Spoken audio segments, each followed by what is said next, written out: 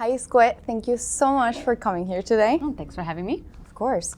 So for those that don't know you, can you please tell us a little bit more about your music and what inspires it?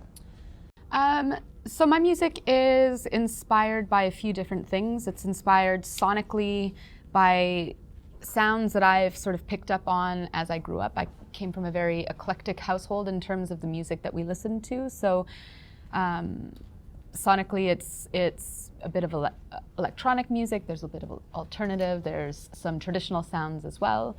But the big thing for me is that the lyrical content of what I do is rooted in conversations that are impacting myself and my community. So I come from Treaty 1 territory, which is in central Canada. And I am Indigenous. So my mother is Cree and Métis, which are two different Indigenous nations.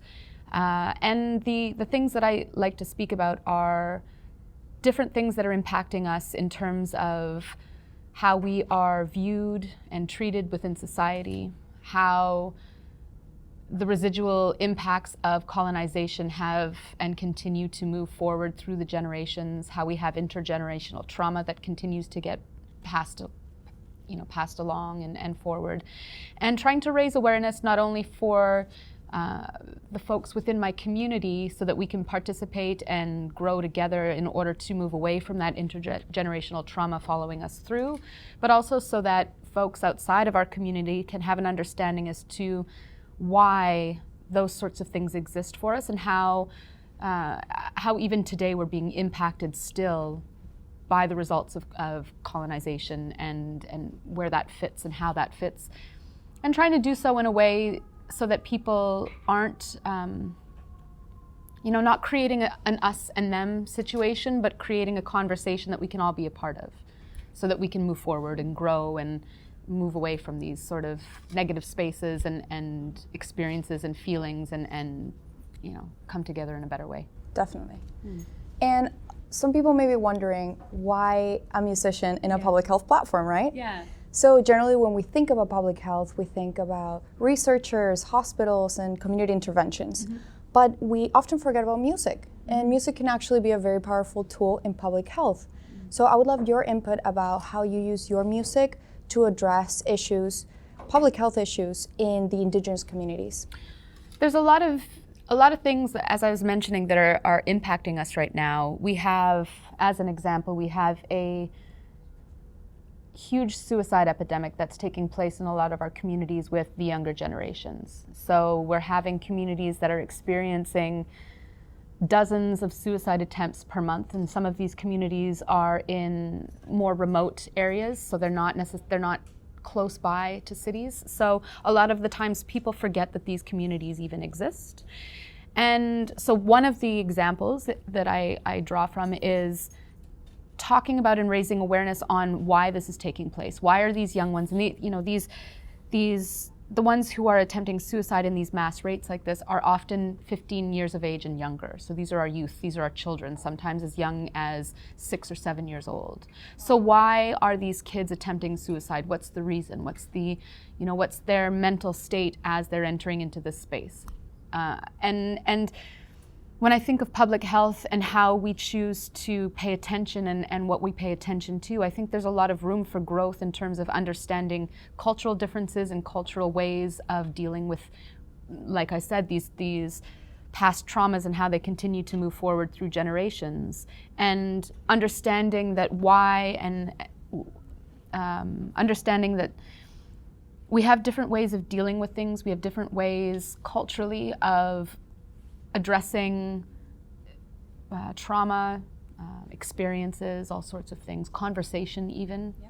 And if we don't understand those cultural differences, as public health practitioners, how can we better treat people if we don't fully understand where they're coming from?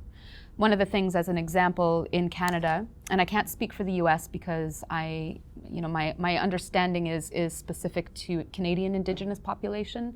American has similarities but also some differences, so I don't wish to speak to America just because I wouldn't feel like I'm properly versed in that. But in Canada, as an example, in society, Indigenous bodies aren't viewed as being fully human at this point in time, right? Like, so since colonization till this point today, we're still not viewed as full human. Like, our bodies are not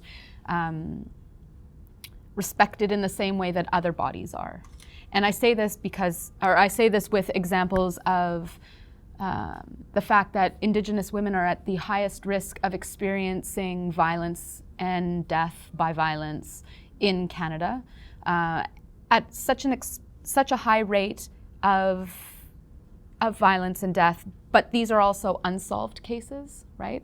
Indigenous men experience the most violence and death by violence out of any population in Canada at such an extremely high rate. And part of this is, these are not unsolved cases, is one thing.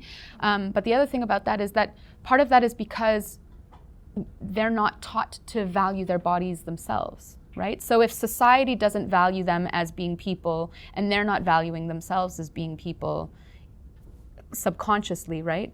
How does that come forward? Well, that comes forward in treatment when Indigenous presenting people are entering into hospitals, for instance. And we've got far too many cases recently, within the past several years, of Indigenous people entering into emergency rooms and being left on gurneys for hours and hours until they pass in the hallway, and nobody's even noticed until 5 hours after their time of death, right? Like, these are the experiences of Indigenous people in Canada, or some of the experiences that other demographics of people are not experiencing. So when I think of music and I think of public health, I think, okay, well, what are ways for people to have conversations about our experiences and history, because we have to start at the beginning in order to understand where we're at right now.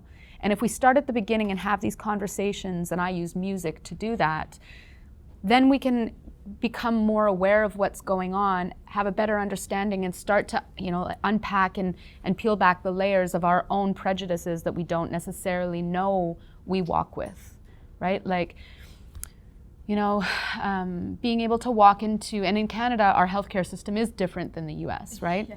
So there's that, where people take for granted the fact that you walk in, if you are not visibly Indigenous and you walk into hospitals, the level of care that you're going to receive is going to be dramatically different.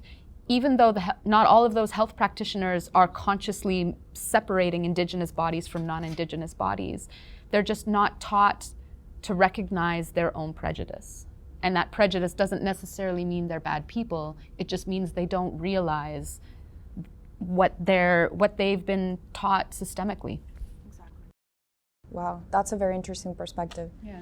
And so for other musicians that are looking at what you have been achieving with your music, and they're so inspired by it, they want to mimic some of all the things that you've done, what advice do you have for them, for those musicians that want to have a positive impact through their music in their communities?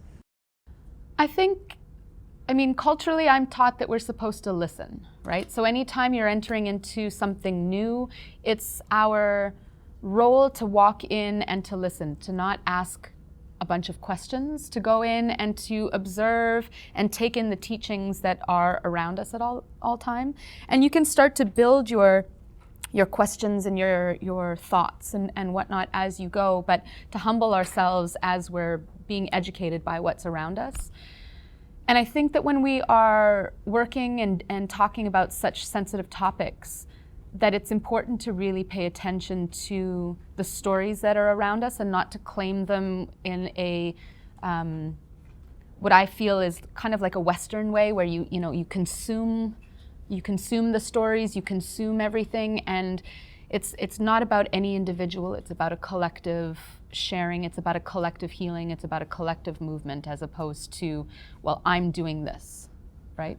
If that makes sense? No, it definitely makes sense. So I think that when we are, as musicians or artists or health practitioners or anything, I really feel like it's important to listen before speaking and to use the tools that we have to make change based on that, right? So I do use my voice, but I use my voice in a way of listening to what's going on around me, participating in what's going on around me, rather than consuming it as my own, and consuming these stories as my own. I am a body that is participating in this change, but I'm not the driving force. I'm not the only person doing it. I'm not the only one that has had experiences. I have to make sure that I remember that at all times. Yeah, so it seems you have like a very collective perspective where Absolutely. you removed the ego, the selfishness. You've got to get rid of the ego. Yeah, I agree.